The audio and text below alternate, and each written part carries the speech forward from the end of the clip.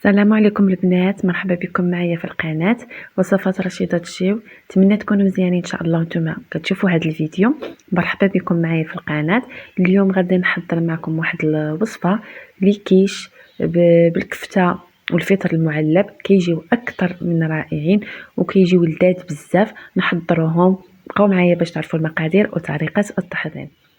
عندي هنايا في واحد الاناء درت فيه 500 غرام ديال الدقيق الفورص، ما يعادل 5 الكيسان ديال العنبه.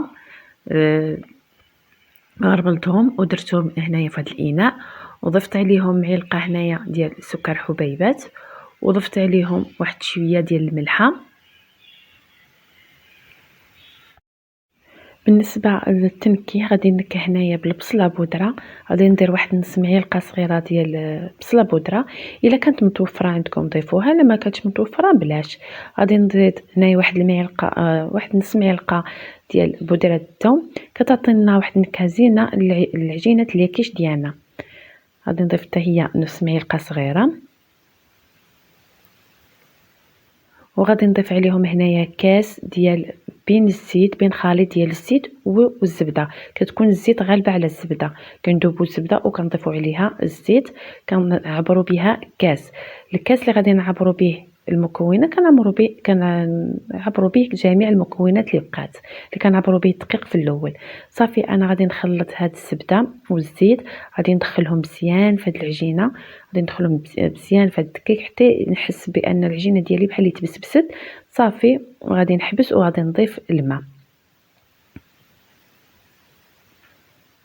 بعد ما دخلت ديك الزبده والزيت مزيان في الطحين كما كتشوفوا، غادي نضيف هنايا كاس ديال الماء كيكون بارد، غادي نضيفه كامل وغادي نجمع العجينه. كان خاصني الماء غادي نضيف.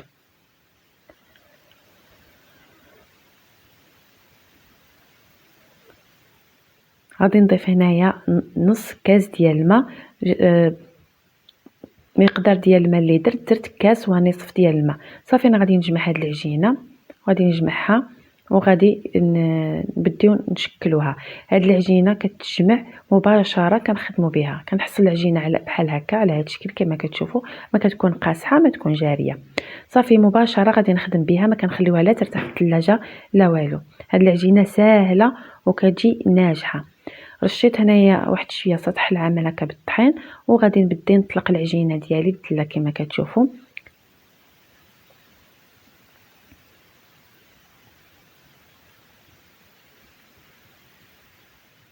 بعد ما طلقتها نحصلوا عليها على هذا الشكل، ما كتكون رقيقه ما غليظه. صافي بالنسبه للطريقه الاولى كناخذوها كالقوالب وكنقطعوا، ولا غادي ديروا كما درت انايا. هنايا خديت القوالب كاملين وحطيت عليهم العجينه من الفوق، وصافي غادي نجيب الثلاث وغادي نقطعها كالعجينه. هذه الطريقه كتجي لي ساهله.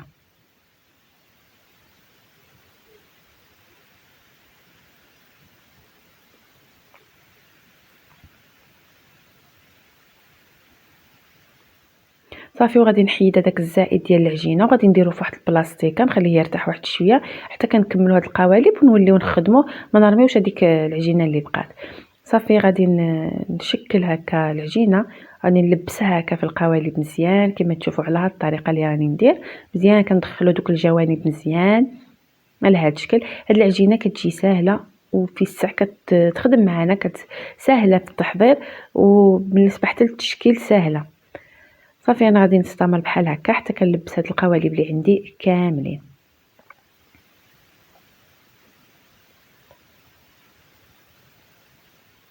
خديت انا واحد الفرشيطه وغادي نثقب هكا العجينه اللي عندي كامله، نثقبوها على هاد الشكل. وصافي كنديرها في واحد اللاطه، لو كيكون الفران سخون من قبل كندخلها للفران حتى كتذهب لي واحد شويه، ما كنخليوهاش طيب بزاف، نطيبوها غير نص طيبه. صافي بحيث غادي عاد نعمروها بالحشوه وغادي نردوها الطيب. صافي بعد ما خرجتها بالفران هذا هو الطياب ديالها، ما كنحمرهاش بزاف، غير على هذا الشكل كما كتشوفوا، بحيث غادي عاد نردوها للفران الطيب بعد ما نعمروها. بالنسبه لطريقه الاحتفاظ اللي بغات تحتفظ بهم في المجمد، هكا دابا قرب رمضان كنحطها كنبغيو نسبقوا التحضيرات قبل. صافي كناخذ هكا كندير وحده فوق وحده على هذا الشكل كما كتشوفوا، وكناخذ بلاستيك غذائي وكنغلفهم مزيان صافي وكنديرهم في المجمد. ملي كنبغيو نحضروا بهم كنبغيو نعمروهم كنخرجوهم مباشره من المجمد، كنعمرهم بالحشوه كنكونوا وجدناها من قبل وكندخلوها للفران. كتجي لنا ساهل ملي كيكونوا عندنا واجدين في المجمد، كتجي لنا ساهله في الساعه كنوجدوهم. بالنسبه للحشوه اللي غادي نعمروا بهم هاد ليكيش، خديت هنايا بالنسبه للحشوه خديت هنايا واحد البصله كبيره شلطتها هكا مربعات صغار، ضفت عليهم واحد شويه ديال الملحه حسب الذوق، واحد نص معلقه صغيره ديال الابزار بحال هكا. صافي غادي نخلطها ونخلي البصله ديالي تشحر حتى تنزل لي. بعد ما نزلت هذيك الكفته بعد ما نزلت هذيك البصله عفوا، نضيف عليها هنايا واحد الكميه ديال الكفته تقريبا واحد 200 غرام، وغادي نضيف عليهم واحد علبه صغيره ديال الفطر المعلب بعد ما قطعته هكا مربعات صغار. بالنسبه للكفته الا بغيتو تعوضوها بصدر الدجاج تقدروا تعوضوا الا ما كانش عندكم الكفته بصدر الدجاج او الصدر ديال الديك الرومي. صافي غادي نخلط هاد الكفته مزيان نخليها حتى تفرتت، وغادي نضيف عليها العطريه.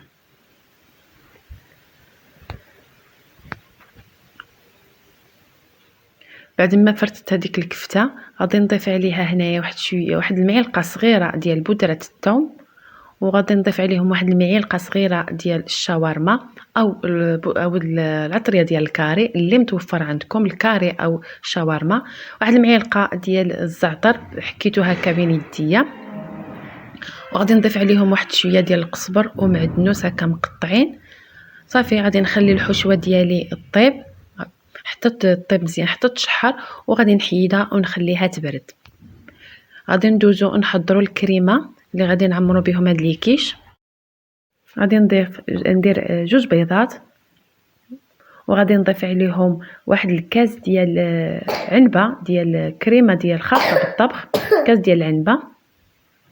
غادي نضيف عليهم واحد شويه ديال الملحه حسب الذوق، وواحد الراس ديال المعلقه ديال الابزار. غادي نخلط هاد البيض والكريمه مزيان حتى يتجانسوا مع بعضياتهم.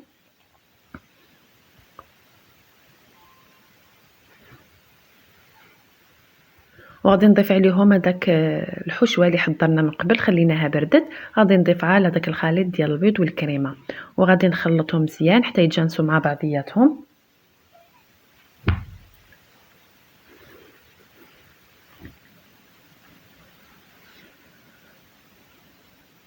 خديت هنايا واحد الصينيه ودرت عليها درت فيها ورق ديال الطبخ، وستفت عليها دوك القوالب ديال ليكيش. صافي غادي نعمر هكا الحشوه ديالي في ليكيش ديالي، غنعمرهم هكا مزيان. غادي نعمر هاد ليكيش كامل بهاد الحشوه نعمرهم هكا مزيان. غنستمر بحال هكا حتى نكمل هاد الكميه اللي عندي كامله. بالنسبه لهاد العجينه ديال ليكيش كتجي زوينه بزاف وكتجي مقرمشه، غير جربوها غادي تعجبكم. صافي غادي نستمر بحال هكا.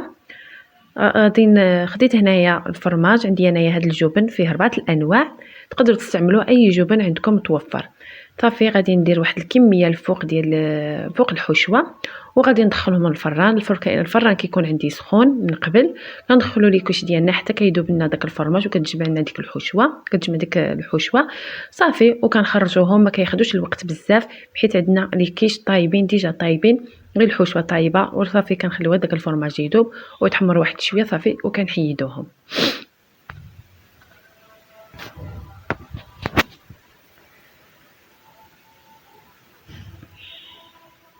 صافي هادو هما ليكيش ديالي بعد ما خرجتهم بالفران، كيجيو على هاد الشكل، كيجيو رائعين ومقرمشين، والحشوه كتجي لذيذه بزاف. غير جربوها بهاد الطريقه اللي درت لكم كتجي رائعه. الا جربتوهم غادي تنال الاعجاب ديالكم وغادي تولي معتمده عندكم. غادي نقطع معكم وحده باش تشوفوها كي كتجي من الداخل. كتجي الحشوه عامره وكتجي داك ليكيش رقيقه، ما كتجيش غليظه بزاف. الا عجبكم الفيديو خليو لي لايك واشتراك وتفعيل الجرس باش يوصلكم كل جديد ان شاء الله. خليتكم في امان الله الى وصفات قادمه ان شاء الله.